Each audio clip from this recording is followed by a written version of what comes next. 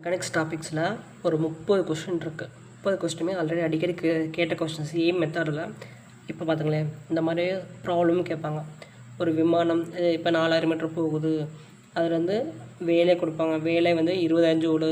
அப்போ செலுத்தப்பட்ட வேலை எவ்வளோன்னு கேட்பாங்க. இந்த மாதிரி டைப் கேட்பாங்க.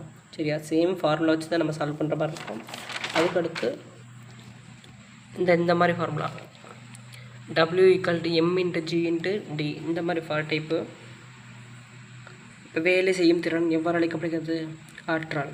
இந்த மாதிரி கொஸ்டின்லாம் கேட்பாங்க. முக்கியமானது.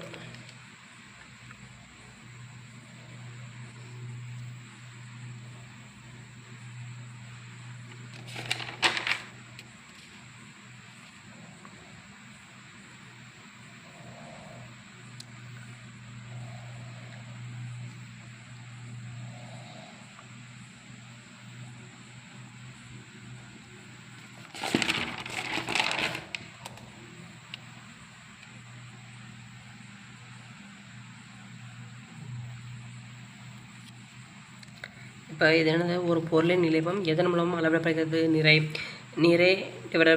பருமன். நிறை / பருமன் எவ்வளோ? அடர்த்தி, டென்சிட்டி. மாஸ் × வெலாசிட்டி, உந்தம். மாஸ் × ஆக்சிலரேஷன், விசை. இது ஃபார்முலா முக்கியம், இம்பார்ட்டன்ட் கொஸ்டின். அதே போல் ஒரு பொருள் வந்து மேல் நோக்கி செங்குத்தாக எரியும் போது அதன் மேல்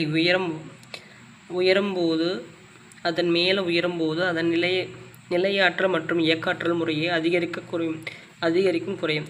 ஒரு பொருள் வந்து மேல் நோக்கி செங்குத்தாக எரியும் போது அதன் மேல் உயரும் போது அதன் நிலையாற்றல் மற்றும் இயக்காற்றல் முறையே அதிகரிக்கும் குறையும்.